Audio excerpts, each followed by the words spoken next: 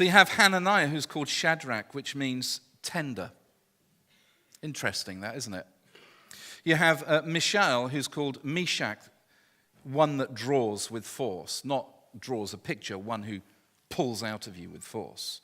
You have Azariah, who's then called Abednego, which means servant of light.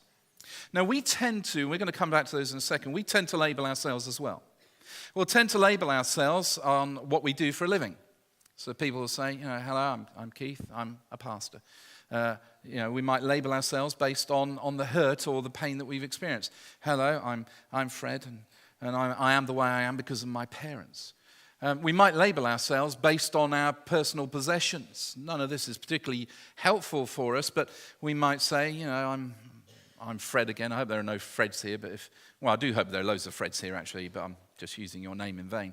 But my name's Fred, and I have 2 cars, and I'm getting another car, and I have 3 houses and a place in France. We tend to label ourselves by our function or our social standing. And actually, that's pretty much what pagans do, and not really what we should be doing. That's what pagans tend to do. They tend to look at the outside, or what you can do, or how you're going to benefit me. And so we label people in that way. The truth is, we are not a label. The Bible tells us in Zechariah chapter 2, verse 8, these words, "Keep me as the apple of your eye, hide me in the shadow of your wings." What does this apple of the eye mean? It means someone who is cherished above all others. The phrase originally came about by describing the pupil in the eye as being the apple. The most precious part of our sight and vision is the pupil, for without that we cannot see at all. And so it's a very descriptive thing. And we're told that God in Deuteronomy 32 protected Israel as the apple of his eye. There is something precious about being called the apple of the eye by God. It means that no matter what people say about you, or what they call you, or how they vilify you, you are still cherished by Father God. Because he calls us something different. He calls us my boy, my girl. He calls us into his presence. He calls us a people saved and bought at a price. And even though the world will want to call us something else, they will always have to come back to the truth of the Spirit of God who lives within us. For that cannot be denied. They may not understand it, but it cannot be denied. They may want to call us things and say things to us and all that kind of stuff that might go on in the tensions of our work lives and our family lives. But let me assure you this, the reaction that they have against you is not against you. It's against the Spirit of God within you. And they cannot understand that, so they criticize it, they vilify it, they attack it. And even as they try and describe you, they end up describing the presence of the Spirit of God within you. Years ago, when I had a real job, before I did this for kind of the fun, really, because you all have real jobs. Gareth and I are really pretending. When we actually do what we do. I mean, you pay us to pray. How wonderful is that? It's just brilliant. Wouldn't it be great if, you pay us to read the Bible? It's fantastic. I can't think of any other place in the world that people get paid to do what they're commanded to do by Scripture. It's brilliant.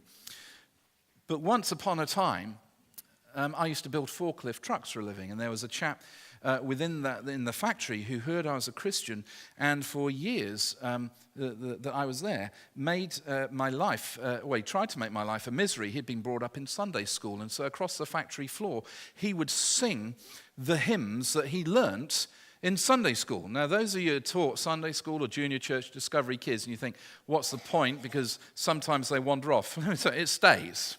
It does stay. The trouble is, I wasn't brought up in church or Sunday school, so I didn't know the words. So he'd be singing the other side of the factory, inserting the odd F and B, and all this kind of thing, and trying to get me annoyed. And I'm just building my forklift saying, Lord, I just love this atmosphere of worship you're creating within this place.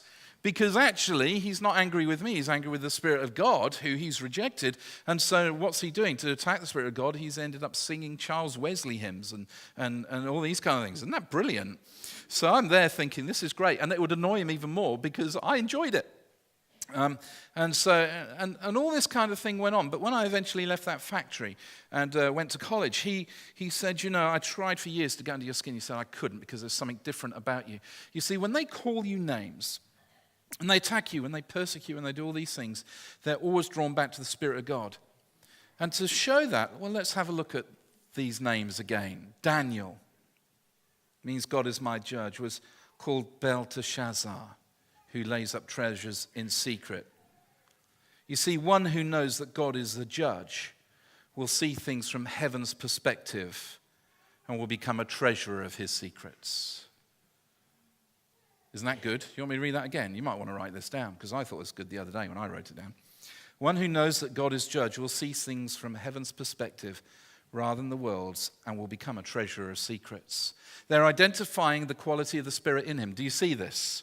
They're calling him something different. They're trying to vilify him, but they're calling him by the attribute that God has placed in there.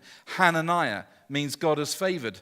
He's then called Shadrach, which means tender. Listen to this, my friends. I prayed about these. One who knows God's favor is going to have a tenderness about them, for they will not strive to achieve. It's obvious, isn't it?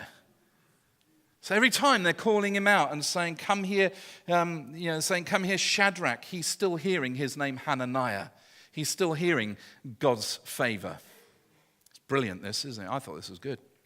I might even be teaching this morning. It's brilliant. Mishael means who is God. Changed his name to Meshach, means he who draws with force. Listen, one who invokes the name of Yahweh is always going to have a powerful nature.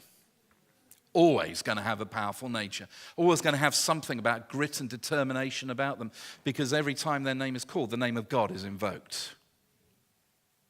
And then we discover Azariah, God has helped. His name is changed to Abednego, which means servant of light. You know where I'm going with this, don't you? One who has known the help of God is always going to shine his light. When they call that man and they say, come here, Abednego, come here, servant of light, well, he knows whose servant he really is. My friends, they might try and crush you and upset you and vilify you, but they cannot deny the presence of God within you, and it will always come back to that. It's always going to come back to that. It doesn't matter what pressure we end up under or how the enemy or anyone else tries to crush us, it will always come back to the Spirit of God who lives and reigns within us. All we need to be is born again. Isn't that brilliant?